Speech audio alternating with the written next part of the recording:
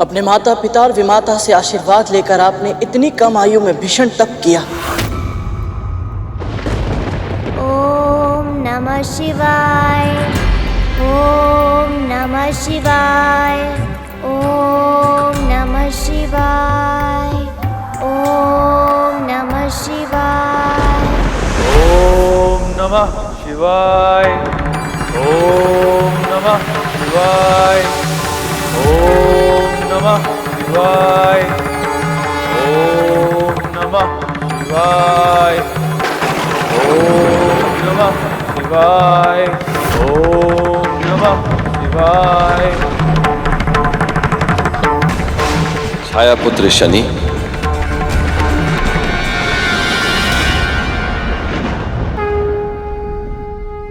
आपकी तपस्या सफल हुई। महादेव,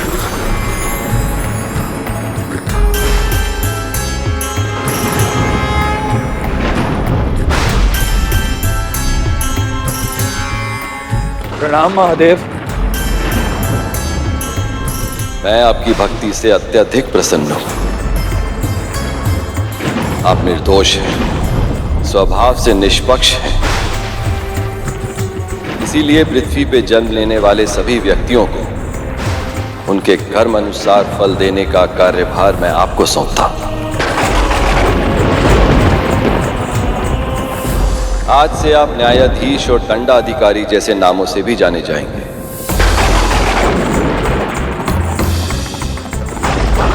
आपका धर्म होगा प्रत्येक प्राणी को उसके कर्म के अनुरूप न्याय और दंड देके उन्हें और पाप करने से रोकना, ताकि वो अपने जीवन को मोक्ष की ओर अग्रसर कर सके।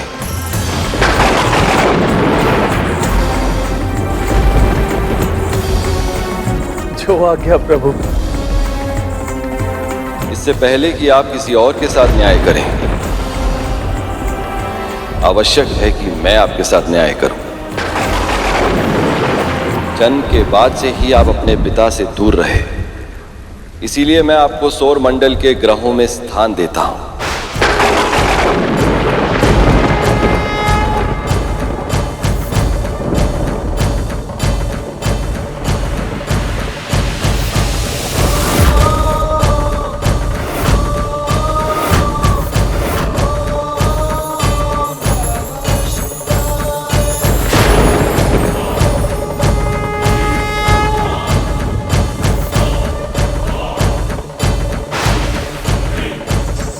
आज से आपके शस्त्र होंगे त्रिशूल,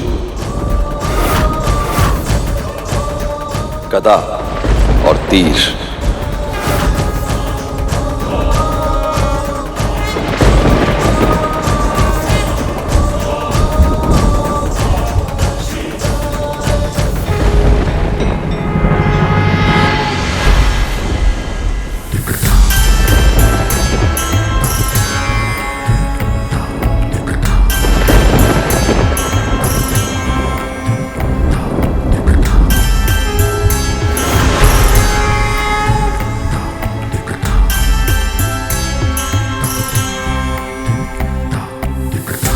महादेव की जय हो, महादेव की जय हो, महादेव की जय हो, महादेव की जय हो।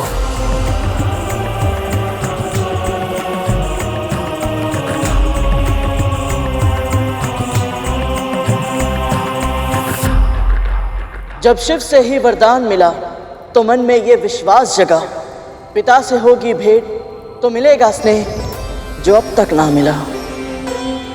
और एक बार फिर आपके हाथ आई तो केवल और केवल फिर निराशा। पिता में स्नेह का भाव था, न मिटा आपके भीतर का कुहासा। सूर्य का तेज समाप्त किया था आपने प्रथम भेंट में ही, जिस कारण उनके हृदय में अविश्वास था, संदेह था।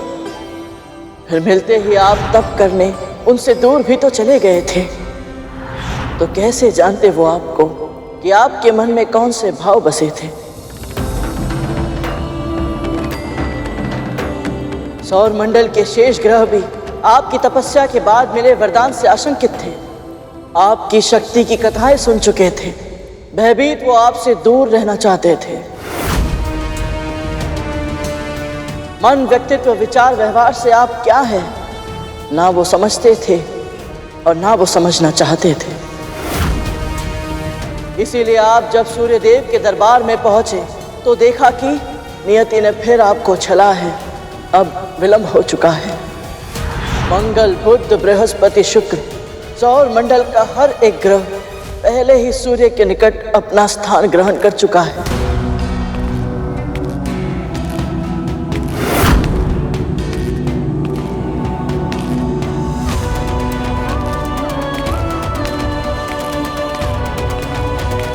प्रणाम पिताश्री। आओ शनि, अपना स्थान ग्रहण करो।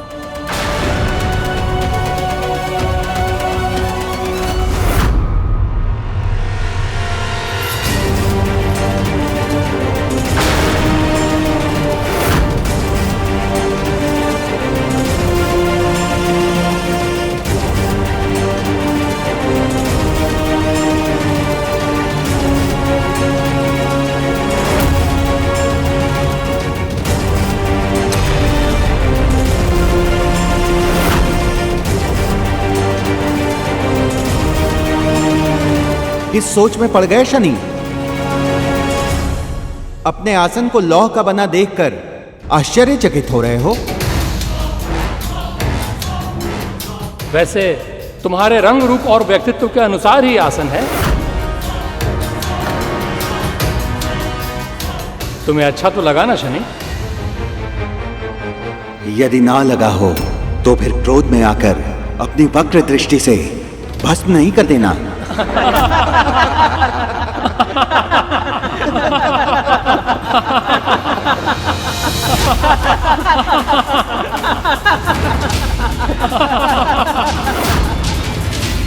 ये सब परिहास करते तो मैं भी इनके साथ हंसता, परंतु ये मेरा उपहास कर रहे हैं और आप मौन हैं। आपके इस दरबार में अन्य सभी स्वर्ण के सिंहासनों पर विराजमान हैं और मेरे लिए लौह का आसन। मुझे स्वर्ण से प्रेम नहीं है पिताश्री, परंतु सत्य, समानता और न्याय से है। और सत्य ये है, आज एक बार फिर आपने मेरी उपेक्षा की।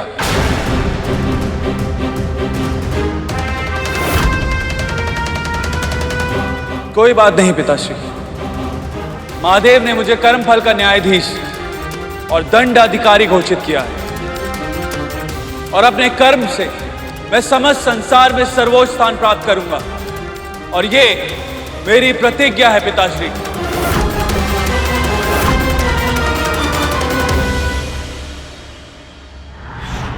आपको दंडाधिकारी का कार्यभार सौंपा गया था शनिदेव, और जो दंड देते हैं उनसे सभी भयभीत तो होते हैं पर उनका सम्मान नहीं कर पाते, क्योंकि आपकी छवि ही ऐसी है कि आपके सामने आने के बाद सभी को अपने बुरे कर्मों की स्मृति सताने लग जाती है।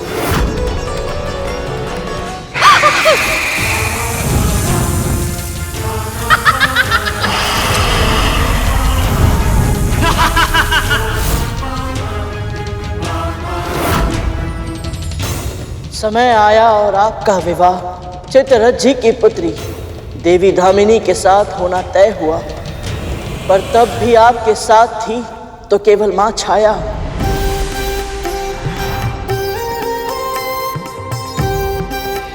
पिता का आगमन बस औपचारिकता के लिए हुआ, पर एक भी ग्रह आपकी प्रसन्नता में सम्मिलित नहीं हुआ। वो अपमान भी आपने जिया और देवी से गंधर्व विवाह किया।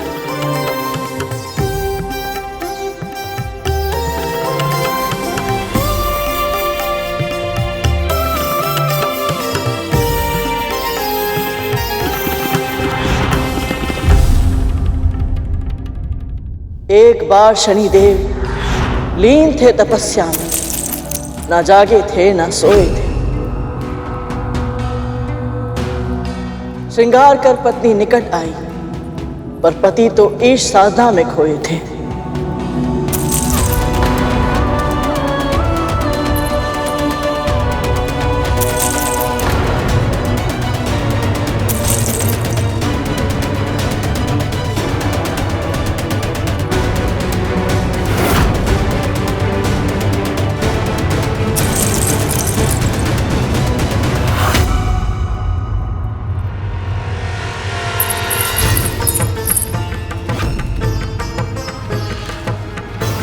पत्नी अपने पति का ध्यान आकर्षित करने के लिए प्रयत्न करे और फिर भी उसका पति उससे उदासीन रहे, एक स्त्री के लिए इससे बड़े अपमान की बात और कुछ नहीं हो सकती।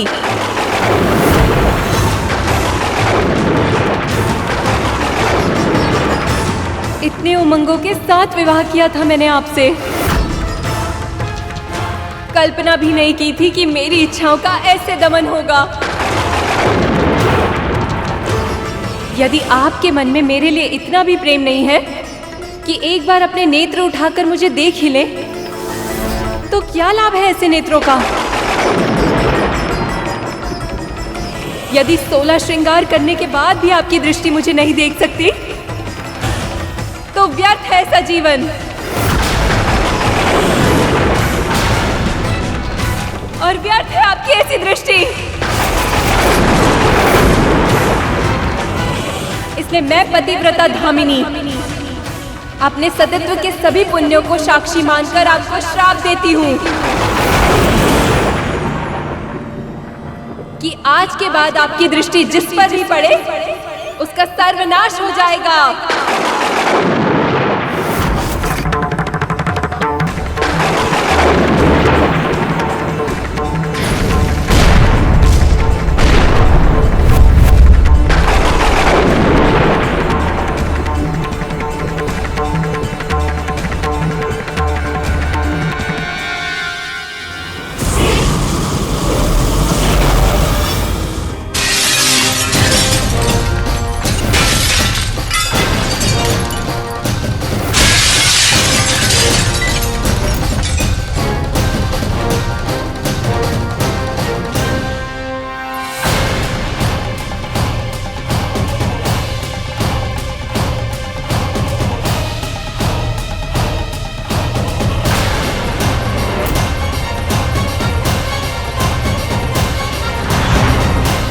बस करो पुत्र,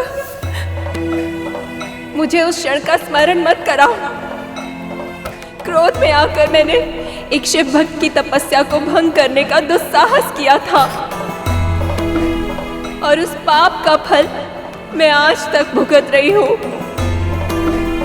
अब चाहे कितने भी अच्छा क्यों ना हो, मेरे पति एक क्षण के लिए भी दृष्टि उठाकर मुझे देख तक नहीं सकते।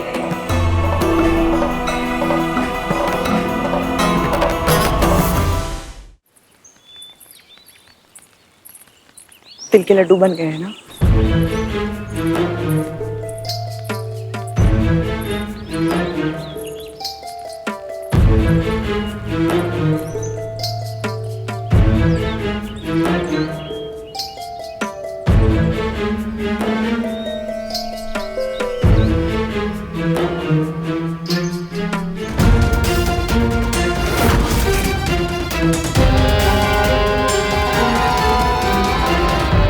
तुम दोनों के यहाँ खड़े रहने से तुम्हारे भाई वापस नहीं आएंगे।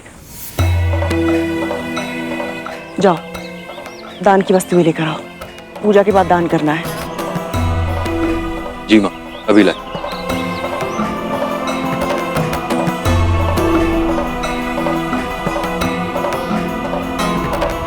देवी धामिनी के श्राप के बाद आपकी दृष्टि न केवल उनके लिए बल्कि पूरे संसार के लिए अभिशाप बन गई। पिता की उपेक्षा, मां से वियोग और पत्नी के श्राप जैसे अनेक दुखों से उत्पन्न नकारात्मक ऊर्जा आपकी तपस्या के कारण तपोबल में बदल गई और उसी तपोबल का परिणाम है आपकी वक्र दृष्टि और उसका अद्भुत प्रभाव। अब ये दृष्टि जिस प्राणी पर पड़ती है उसकी दुर्गति निश्चित ही हो जाती है।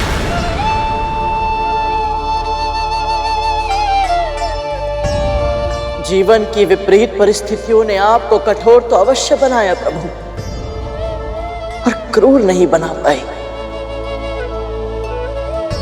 महादेव ने आपको दंडाधिकारी के पद पर आसीन किया क्योंकि आप स्वभाव से ही निष्पक्ष हैं। किसी भी व्यक्ति, परिस्थिति या स्थान से कोई भी भावनात्मक लगाव नहीं रखते आप। बस कर्मों का फल देकर न्याय करते हैं। एक संपूर्ण ग्रह के स्वामी होने के बाद भी आप में तनिक भी अहंकार नहीं है। इतना अपमान सहा आपने, पर फिर भी प्रतिशोध की भावना को अपने भीतर पनपने नहीं दिया। अधर्मी को कभी क्षमा नहीं करते आप, और धर्म का पालन करने वालों का तनिक भी अहित नहीं करते।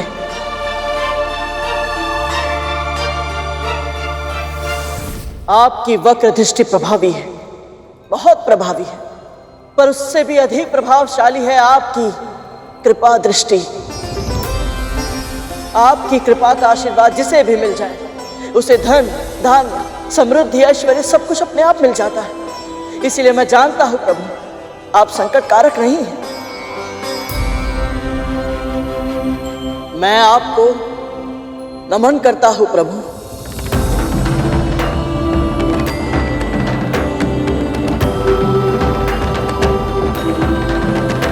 गरुड़, तुमने अपने वचन का मान रखा, हमारे जन्म और जीवन की कथा पूर्ण शुद्धता से सुनाई, और बहुत ही बुद्धिमानी से तुमने अपनी मां की चुनौतियों को हमारी मां की कठिनाइयों के साथ जोड़कर प्रस्तुत किया, ताकि तुम हमें भावुक कर पाओ। इससे एक बात सिद्ध होती, प्रारंभ में भले ही तुम मौन रहे हो, लेकिन वार्तालाप की कला में तुम पारंगत हो।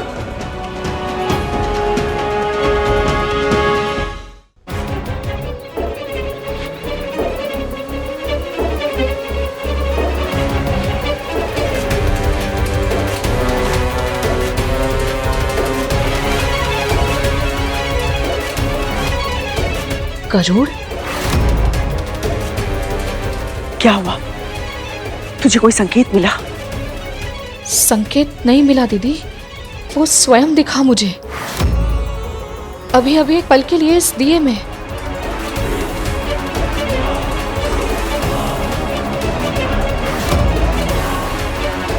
और साथ में उसके नाग भाई भी थे। इस संकेत का क्या अर्थ हुआ? उन पर कोई संकट तो नहीं?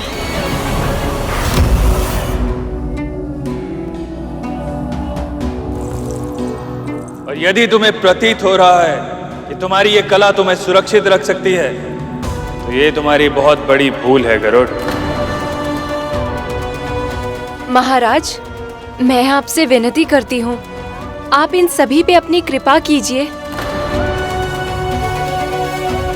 मैं आपकी एक इच्छा पहले ही पूर्ण कर चुका हूं देवी। हम सब ने गरुड़ को सुना है, परंतु हमारी व्यक्तिगत भावनाएं न्याय के मार्ग में अवरोध नहीं उत्पन्न कर सकती। मैं अपने धर्म का पालन करूंगा देवी, और शनि दरबार में इन सब के भाग्य का निर्धारण भी वैसे ही होगा जैसे आज तक होता आया है,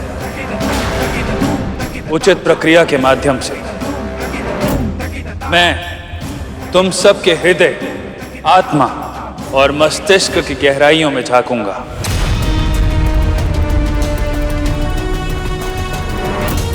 फिर मैं निर्णय लूंगा कि तुम क्षमा के योग्य हो या दंड के।